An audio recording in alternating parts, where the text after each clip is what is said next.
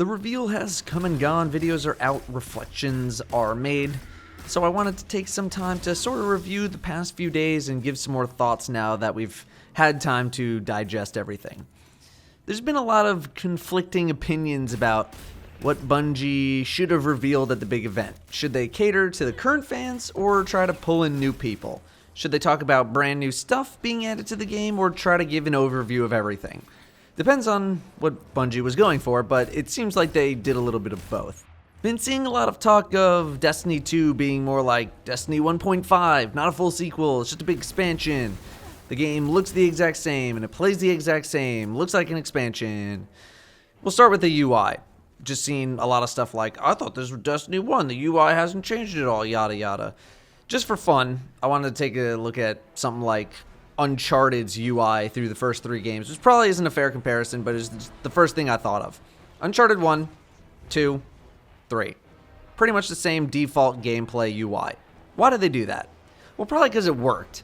I don't know how many people know this, but Bungie has won awards for their UI design. That's how good it is. So, why would they change it? The only reason they would change it is if something in the game called for a change, or they just wanted to change it just because. I don't mind that the UI is the same, really, because it works. Bungie isn't going to fix what's not broken, which brings me to the overall vibe of the game. Destiny 2 is a case of don't fix what's not broken, and fortunately, or unfortunately, depending on how you look at it, the UI and the gunplay were the 2 most unbroken things in the game. They are also the 2 easiest things to notice, and because neither of them really got changed up, people have the vibe that the game hasn't changed at all. People who hated on the game 3 years ago still think of the game as it was at launch, are seeing this new stuff and say, oh, nothing has changed, which isn't really the case, as most current players know. Destiny 2 as a gameplay experience isn't really going to feature too many changes, or more to the point, risks. What is happening in Destiny 2 are improvements to glaring Destiny 1 problems. One of the biggest things so far is patrol mode. Patrol in Destiny 1 was pretty lame. I'm not including Court of Oryx or Archon's Forge into that, but you can argue it if you want. Little beacons that take a minute to complete for a tiny bit of rep. Great. Thanks. Destiny 2, they're kicking that more into overdrive. Actual maps to look at, larger areas, more things to go hunt down, lost sectors, treasure maps, side questing. They went much bigger on that. Are any of these things risks, though? I don't really think so.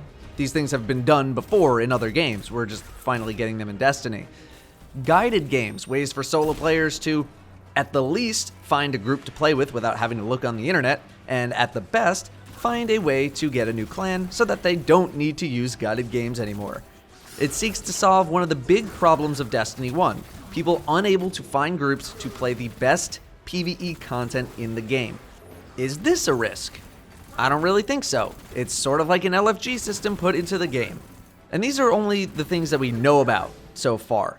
This entire Destiny 1 experience has just been a sequence of changes and slight improvements little by little to get the game into a better state.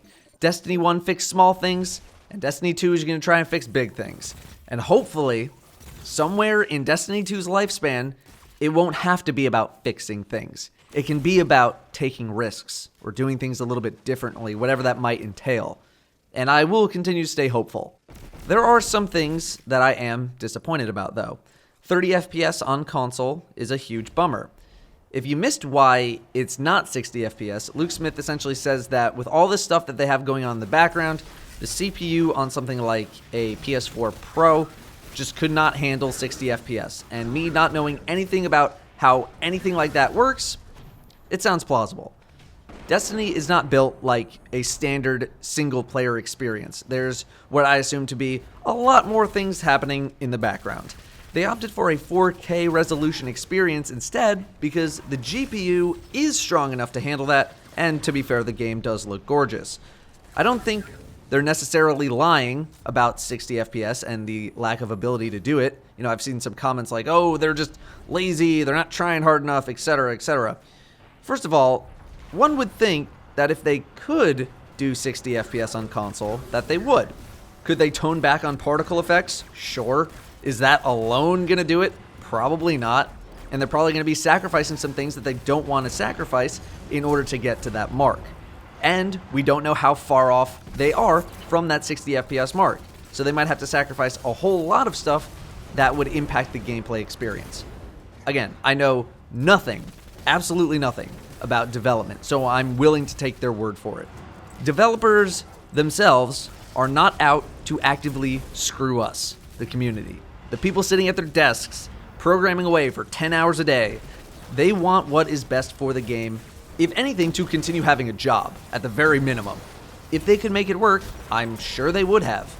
All that being said, it is still disappointing. You can still be disappointed, that is fine. I don't think anyone will ask you to not be disappointed. However, at least you finally have the option of a high frame rate experience on the PC. Speaking of PC, disappointment number 2 is the delayed PC launch. Now we have zero time frame as to when PC will launch, we just know it's not on the first day. Plenty of rumors going around, but the truth is we have no idea. Regardless, that's not a great way to start for keeping the PC and console communities in tandem. What would happen to expansions if PC is delayed?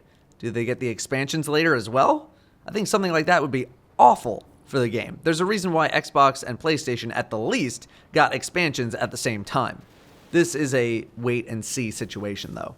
Number 3 for a lot of people is no dedicated servers. Again, I'm not knowledgeable about dedicated servers and how any of that works. What I do know is that dedicated servers would probably introduce more stability in the game, specifically in PvP. Bungie claims that they are making improvements and they are going back to a more connection-heavy focus with matchmaking, but all of that is just talk right now. We gotta see. They've also said why they're not doing dedicated servers, and it's just not something they're investing in. Dedicated servers are a very high investment cost, and I know Activision has probably a ton of money, but we don't know the costs behind it. Regardless of why they aren't doing it, it is still disappointing. Disappointment number 4, for me, is a gameplay-related issue. Subclasses have been streamlined in a significant way, to the point where you now simply choose a block of subclass perks, and that's what you get. Each subclass is built in a way to conform to a certain playstyle. Bungie didn't want to have people worry about builds or anything. What's the best build? They didn't want people to have to go research on how to play their subclass. And for those kind of people, great. New system's great. For people who like fine-tuning their builds, not great. I was hoping for an expansion of the subclass formula, making it branch out even more options. Instead, we went the other way, simplification. Now that's not entirely bad for someone who is a gunslinger, for example. Gunslinger has outstanding perks in both blocks. But if you're a Titan, well, one of your perk blocks is built entirely around melee attacks, which would be great if melee was actually viable in something like the late game. And if you hate Angel of Light as a Sunsinger Warlock, then bad news. You only have one block to pick from in Dawnblade. The one thing I hope they do with this new system is introduce options for other subclass blocks in future expansions, new subclass blocks.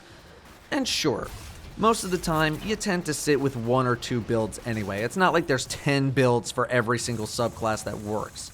But if you liked being Force Barrier Punch Everything for Orbs Defender Titan guy, that's not a normal build, but you could do it if you want. In Destiny 2, it doesn't look like we're going to have that kind of freedom. I do have something about the whole primary energy power weapon slot situation, but I'm going to save that for the next video. And I'm sure I have other disappointments, maybe, but the ones I listed here were the ones that most people were talking about. We still have a lot to learn about the game though. But if I were to guess, strictly based on gut feeling, what the main issue of Destiny 2 would end up being, I would say the endgame is still likely to be an issue. I base that on nothing, it's just a gut feeling. Ranked PvP, are we going to see that? It would be a shame not to. More expanded endgame with more things to go hunt down after we hit max light, or max level at the least. Would be a shame not to see that. It was a worry I had in Destiny 1. Developers spend so much time designing the leveling experience, making it great to level up, fun experience, and then the endgame hits, and it's just left in the dust.